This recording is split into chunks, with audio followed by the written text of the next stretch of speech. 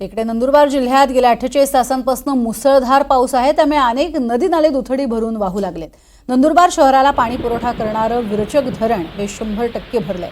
धरण भरल्यानं धरणातील 3 दरवाजे 15 सेंटीमीटरनं उघडलेत।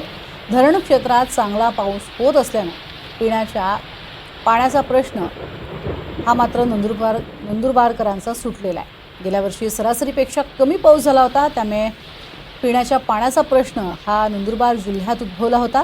मात्र यावर्षी सरासरीपेक्षा चांगला पाऊस होत असल्यानं पिण्याच्या पाण्याचा प्रश्न मात्र आता मिटलाय।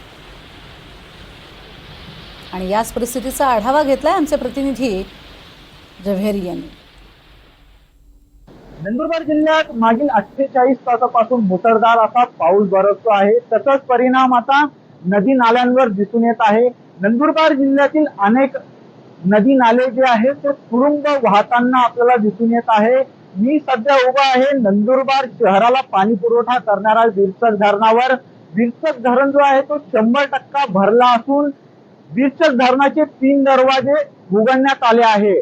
मात्र येणारा काही तास जे आहे ते अजून मुसळधार असा पाऊस बरसेल असा अंदाज जो आहे तो हवामान खात्याने वर्तवला आहे। तसेच मागील वर्षी सरासरीपेक्षा नंदुरबार शहरात व जिल्ह्यात कमी पाऊस असल्या कारणाने कुठेतरी पाणी कपात जी आहे ती करण्यात आली होती। मात्र या वर्षी सरासरीपेक्षा चांगला पाऊस पडला असल्या कारणाने आता नंदुरबारकरांना काहीसा दिलासा मिळणार आहे।